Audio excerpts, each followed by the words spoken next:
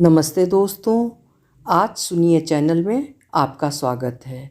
आज सुनिए बंगला के सुप्रसिद्ध लेखक शरत चंद्र चट्टोपाध्याय जी की लिखी हुई कहानी अनुपमा का प्रेम।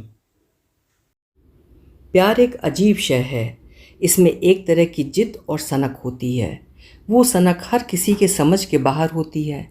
प्यार में की जाने वाली बचकानी हरकतें इसे मज़ेदार बनाती हैं। शरत चंद्र की इस नायिका की कहानी कुछ ऐसी ही है। प्रस्तुत है कहानी अनुपमा का प्रेम। 11 वर्ष की आयु से ही अनुपमा उपन्यास पढ़ पढ़कर मस्तिष्क को एकदम बिगाड़ बैठी थी। वो समझती थी मनुष्य के हृदय में जितना प्रेम, जितनी माधुरी, जितनी शोभा, जितना सौंदर्य, जितनी तृष्णा है, सब छानबीन कर साफ कर उसने अपने मस्तिष्क के भीतर जमा कर रखी है। मनुष्य स्वभाव, मनुष्य चरित्र उसका नख दर्पण हो गया है। संसार में उसके लिए सीखने योग्य वस्तु और कोई नहीं है। सब कुछ जान चुकी है, सब कुछ सीख चुकी है। सतीत्व की ज्योति को वो जिस प्रकार देख सकती है, प्रणय की महिमा को वो जिस प्रकार समझ सकती है, संसार में और कोई उस जैसा समझदार नहीं है। अनुपमा इस बात पर किसी तरह भी विश्वास नहीं कर पाती। अनु ने सोचा कि वो एक माधवी लता है जिसमें मंजरियाँ आ रही हैं। इस अवस्था में किसी शाखा की सहायता लिए बिना उसकी मंजरियाँ किसी भी तरह प्रफुल्लित होकर विकसित नहीं हो सकती। इसलिए ढूंढ खोज कर एक नवीन व्यक्ति को सहयोगी की तरह उसने मनोनीत कर लिया एवं 2-4 दिन में ही उसे मन, प्राण, जीवन, यौवन सब कुछ दे डाला।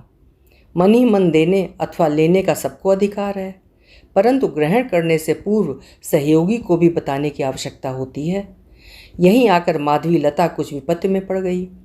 नवीन निरोधकांत को वो किस तरह जताए कि वो उसकी माधवी लता है, विकसित होने के लिए खड़ी हुई है। उसे आश्रय न देने पर इसी समय मंजरियों के पुष्पों के साथ वो पृथ्वी पर लोटती पोटती प्राण दे देगी। परंतु सहयोगी उसे जान न सका। न जानने पर भी अनुमान का प्रेम उत्तरोत्तर वृद्धि पाने लगा। अमृत में विष, सुख में दुख, प्रणय में विच्छेद चिर प्रसिद्ध है। 2-4 दिन में ही अनुपमा विरह व्यथा से जर्जर शरीर होकर मन ही मन बोली, स्वामी तुम मुझे ग्रहण करो या न करो, बदले में प्यार दो या न दो, मैं तुम्हारी चिरदासी हूँ। प्राण चले जाएं ये स्वीकार है, परंतु तुम्हें किसी भी प्रकार से नहीं छोड़ूंगी। इस जन्म में न पा सकूं तो अगले जन्म में अवश्य पाऊंगी। तब देखोगे सती साध्वी की क्षुब्ध भुजाओं में कितना बल है। अनुपमा बड़े आदमी की लड़की है। घर से संलग्न बगीचा भी है, मनोरम सरोवर भी है। वहाँ चांद भी उठता है, कमल भी खिलते हैं, कोयल भी गीत गाती है, भौरे भी गुंजारते हैं। यहाँ पर वो घूमती फिरती विरह व्यथा का अनुभव करने लगी। सिर के बाल खोलकर अलंकार उतार फेंके, शरीर में धूलि मलकर प्रेम योगिनी बन कभी सरोवर के जल में अपना मुंह देखने लगी, कभी आंखों से पानी बहाती हुई गुलाब के फूल को चूमने लगी, कभी आंचल बिछाकर वृक्ष के नीचे सोती हुई हाय की हुताशन और दीर्घ निश्वास छोड़ने लगी। भोजन में रुचि नहीं रही, शयन की इच्छा नहीं, साज सज्जा से बड़ा वैराग्य हो गया। कहानी किस्सों की भांति विरक्ति हो आई। अनुपमा दिन प्रतिदिन सूखने लगी। देख सुनकर अनु की माता को मन ही मन चिंता होने लगी। एक ही तो लड़की है, उसे भी ये क्या हो गया। पूछने पर वो जो कहती उसे कोई भी समझ नहीं पाता। होठों की बात होठों पर रह जाती। अनु की माता फिर एक दिन जगबंधु बाबू से बोली, अजी एक बार क्या ध्यान से नहीं देखोगे, तुम्हारी एक ही लड़की है, ये जैसे बिना इलाज के मरी जा रही है। जगबंधु बाबू चकित होकर बोले, क्या हुआ उसे। सो कुछ नहीं जानती, डॉक्टर आया था, देख सुनकर बोला बीमारी कुछ नहीं है। तब ऐसी क्यों हुई जा रही है। जगबंधु बाबू विरक्त होते हुए बोले, फिर हम किस तरह जाने, तो मेरी लड़की मर ही जाए।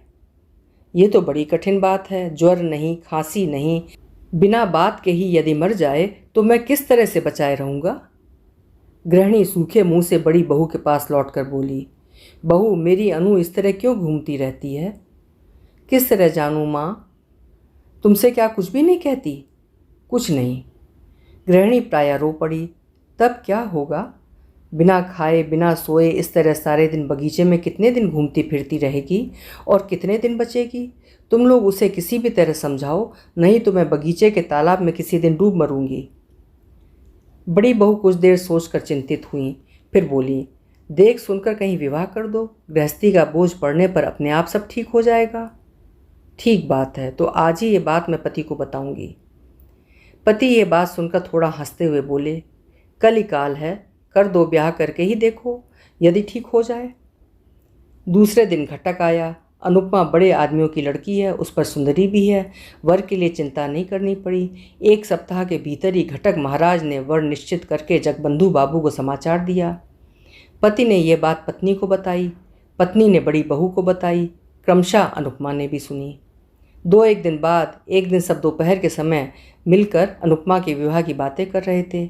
इसी समय वो खुले बाल, अस्त व्यस्त वस्त्र किए, एक सूखे गुलाब के फूल को हाथ में लिए चित्र की भांति आ खड़ी हुई। अनु की माता कन्या को देखकर तनिक हंसती हुई बोली, ब्याह हो जाने पर यह सब कहीं अन्यत्र चला जाएगा, 2-1 लड़का लड़की होने पर तो कोई बात ही नहीं। अनुपमा चित्र लिखित सी सब बातें सुनने लगी। बहू ने फिर कहा, माँ, नंदानी के विवाह का दिन कब निश्चित हुआ है? दिन अभी कोई निश्चित नहीं हुआ। नंदोई जी क्या पढ़ रहे हैं? इस बार बीए की परीक्षा देंगे। तब तो बहुत अच्छा वर है। इसके बाद थोड़ा हंसकर मजाक करती हुई बोली, परंतु देखने में खूब अच्छा ना हुआ तो हमारी ननद जी को पसंद नहीं आएगा। क्यों पसंद क्यों नहीं आएगा? मेरा जमाई तो देखने में खूब अच्छा है। इस बार अनुपमा ने कुछ गर्दन घुमाई, थोड़ा सा हिलकर पाँव के नख से मिट्टी खोदने की भांति लंगड़ाती लंगड़ाती बोली, विवाह मैं नहीं करूँगी। माँ ने अच्छी तरह न सुन पाने के कारण पूछा, क्या है बेटी? बड़ी बहू ने अनुपमा की बात सुन ली थी, खूब जोर से हंसते हुए बोली, ननद जी कहती हैं वे कभी विवाह नहीं करेंगी। विवाह नहीं करेगी? नहीं, न करे। अनु की माता मुंह बनाकर कुछ हंसती हुई चली गई। गृहिणी के चले जाने पर बड़ी बहू बोली, तुम विवाह नहीं करोगी? अनुपमा पूर्ववत गंभीर मुंह किए बोली, किसी प्रकार भी नहीं। क्यों? चाहे जिसे हाथ पकड़ा देने का नाम ही विवाह नहीं है, मन का मिलन ना होने पर विवाह करना भूल है। बड़ी बहू चकित होकर अनुपमा की मुंह की ओर देखती हुई बोली, हाथ पकड़ा देना क्या बात होती है? पकड़ा नहीं देंगे तो लड़कियां स्वयं ही देख सुनकर पसंद करने के बाद विवाह करेंगी। अवश्य। तब तो तुम्हारे मत के अनुसार मेरा विवाह भी एक तरह से भूल हो गया। विवाह के पहले तो तुम्हारे भाई का नाम तक मैंने नहीं सुना था। सभी क्या तुम्हारी ही भांति हैं? बहू एक बार फिर हंसकर बोली, तब क्या तुम्हारे मन का कोई आदमी मिल गया है? अनुपमा बड़ी बहू के हाथ से विद्रूप से चिढ़कर अपने मुंह को चौगुना गंभीर करती हुई बोली, भाभी, मजाक क्यों कर रही हो? ये क्या मजाक का समय है? क्यों, क्या हो गया? क्या हो गया तो सुनो। अनुपमा को लगा उसके सामने ही उसके पति का वध किया जा रहा है। अचानक कतलू खां के किले में वध के मंच के सामने खड़े हुए विमला और वीरेंद्र सिंह का दृश्य उसके मन में जग उठा। अनुपमा ने सोचा, वे लोग जैसा कर सकते हैं वैसा क्या वो नहीं कर सकती? सती स्त्री संसार में किसका भय करती है? देखते देखते उसकी आंखें अनैसर्गिक प्रभा से धक धक करके जल उठीं। देखते देखते उसने आंचल को कमर में लपेट कर कमरबंद बांध लिया। यह दृश्य देखकर बहू 3 हाथ पीछे हट गई। क्षण भर में अनुपमा बगल वाले पलंग के पाए को जकड़कर आंखें ऊपर उठाकर चीत्कार करती हुई कहने लगी, प्रभु, स्वामी, प्राणनाथ, संसार के सामने आज मैं मुक्त कंठ से चीत्कार करती हूँ, तुम ही मेरे प्राणनाथ हो। प्रभु, तुम मेरे हो, मैं तुम्हारी हूँ। ये खाट के पाए नहीं, ये तुम्हारे दोनों चरण हैं। मैंने धर्म को साक्षी करके तुम्हें पति रूप में वर्ण किया है। इस समय भी तुम्हारे चरणों को स्पर्श करती हुई कह रही हूँ, इस संसार में तुम्हें छोड़कर अन्य कोई भी पुरुष मुझे स्पर्श नहीं कर सकता। किसमें शक्ति है कि प्राण रहते हमें अलग कर सके? अरे माँ जगत जननी! बड़ी बहू चीत्कार करती हुई दौड़ती बाहर आ पड़ी। अरे देखते हो ननद रानी कैसा ढंग अपना रही है। देखते देखते गृहिणी भी दौड़ती आई। बहू रानी का चीत्कार बाहर तक जा पहुंचा था। क्या हुआ, क्या हुआ, क्या हो गया? कहते गृहस्वामी और उनके पुत्र चंद्रबाबू भी दौड़े आए। कर्ता गृहिणी, पुत्र, पुत्रवधू और दास दासियों से क्षण भर में घर में भीड़ हो गई। अनुपमा मूर्छित होकर खाट के समीप पड़ी हुई थी। गृहिणी रो उठी, मेरी अनु को क्या हो गया? डॉक्टर को बुलाओ, पानी लाओ, हवा करो इत्यादि। इस चीत्कार से आधे पड़ोसी घर में जमा हो गए। बहुत देर बाद आंखें खोलकर अनुपमा धीरे धीरे बोली, मैं कहाँ हूँ? उसकी माँ उसके पास मुँह लाती हुई स्नेहपूर्वक बोली, कैसी हो बेटी, तुम मेरी गोद में लेटी हो। अनुपमा दीर्घ निश्वास छोड़ती हुई धीरे धीरे बोली, ओह तुम्हारी गोदी में? मैं समझ रही थी कहीं अन्यत्र स्वप्न नाट्य में उनके साथ बही जा रही थी। पीड़ा विगलित अश्रु उसके कपोलों पर बहने लगे। माता उन्हें पोंछती हुई कातर स्वर में बोली, क्यों रो रही हो बेटी? अनुपमा दीर्घ निश्वास छोड़कर चुप रह गई। बड़ी बहू चंद्रबाबू को एक ओर बुलाकर बोली, सबको जाने को कह दो, ननद रानी ठीक हो गई हैं। क्रमशः सब लोग चले गए। रात को बहू अनुपमा के पास बैठकर बोली, ननद रानी, किसके साथ विवाह होने पर तुम सुखी होगी? अनुपमा आंखें बंद करके बोली, सुख दुख मुझे कुछ नहीं है, वही मेरे स्वामी हैं। सो तो मैं समझती हूँ, परंतु वे कौन हैं? सुरेश, मेरे सुरेश। सुरेश, राखाल मजूमदार के लड़के? हाँ, वे ही। रात में ही गृहिणी ने यह बात सुनी। दूसरे दिन सवेरे ही मजूमदार के घर जा उपस्थित हुई। बहुत सी बातों के बाद सुरेश की माता से बोली, अपने लड़के के साथ मेरी लड़की का विवाह कर लो। सुरेश की माता हंसती हुई बोली, बुरा क्या है? बुरे भले की बात नहीं, विवाह करना ही होगा। तो सुरेश से एक बार पूछाऊँ? वो घर में ही है, उसकी सम्मति होने पर पति को असहमति नहीं होगी। सुरेश उस समय घर में रहकर बीए की परीक्षा की तैयारी कर रहा था। एक क्षण उसके लिए 1 वर्ष के समान था। उसकी माँ ने विवाह की बात कही, मगर उसके कान में नहीं पड़ी। गृहिणी ने फिर कहा, सुरो, तुझे विवाह करना होगा। सुरेश मुंह उठाकर बोला, वो तो होगा ही, परंतु अभी क्यों? पढ़ने के समय ये बातें अच्छी नहीं लगती। गृहिणी अप्रतिभ होकर बोली, नहीं नहीं, पढ़ने के समय क्यों? परीक्षा समाप्त हो जाने पर विवाह होगा। कहाँ? इसी गांव में जगबंधु बाबू की लड़की के साथ। क्या? चंद्र की बहन के साथ, जिसे मैं बच्ची कहकर पुकारता हूँ? बच्ची कहकर क्यों पुकारेगा? उसका नाम अनुपमा है। सुरेश थोड़ा हंसकर बोला, हाँ अनुपमा। दूर वो तो बड़ी कुत्सित है। कुत्सित कैसे हो जाएगी? वो तो देखने में अच्छी है। भले ही देखने में अच्छी है। एक ही जगह ससुराल और पिता का घर होना मुझे अच्छा नहीं लगता। क्यों? उसमें और क्या दोष है? दोष की बात का कोई मतलब नहीं। तुम इस समय जाओ माँ, मैं थोड़ा पढ़ लूँ, इस समय कुछ भी नहीं होगा। सुरेश की माता लौटकर आकर बोली, सुरो तो एक ही गांव में किसी प्रकार से विवाह नहीं करना चाहता। क्यों? सो तो नहीं जानती।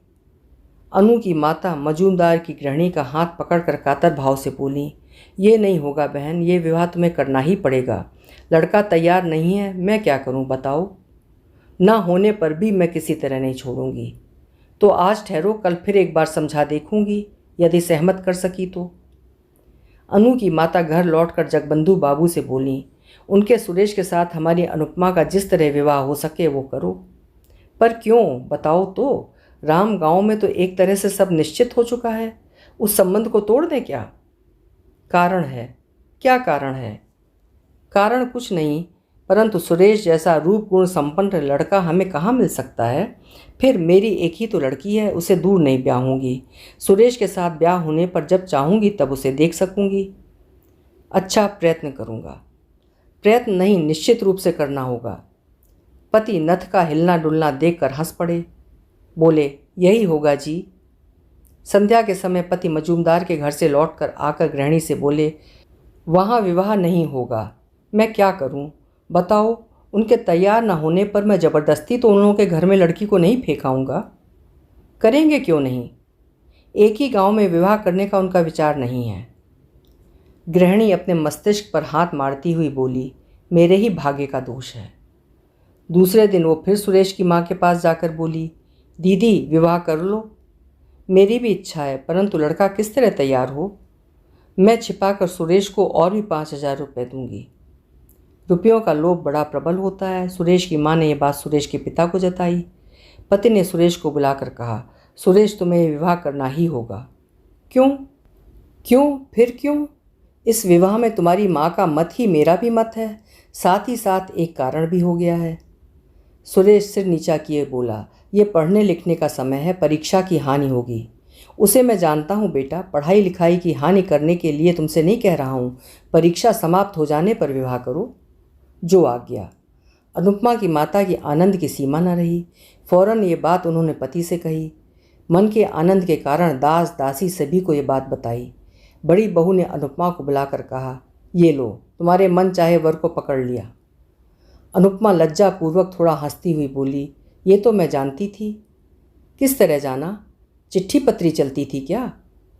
प्रेम अंतर्यामी है, हमारी चिट्ठी पत्री हृदय में चला करती है। धन्य हो तुम जैसी लड़की। अनुपमा के चले जाने पर बड़ी बहू ने धीरे धीरे मानो अपने आप से कहा, देख सुनकर शरीर जलने लगता है। मैं 3 बच्चों की माँ हूँ और ये आज मुझे प्रेम सिखाने आई है। अभी आप सुन रहे थे शरत चंद्र चट्टोपाध्याय जी की लिखी हुई कहानी अनुपमा का प्रेम। आशा है कहानी आपको पसंद आई होगी। फिर मिलेंगे। आपका समय शुभ हो, मंगलमय हो।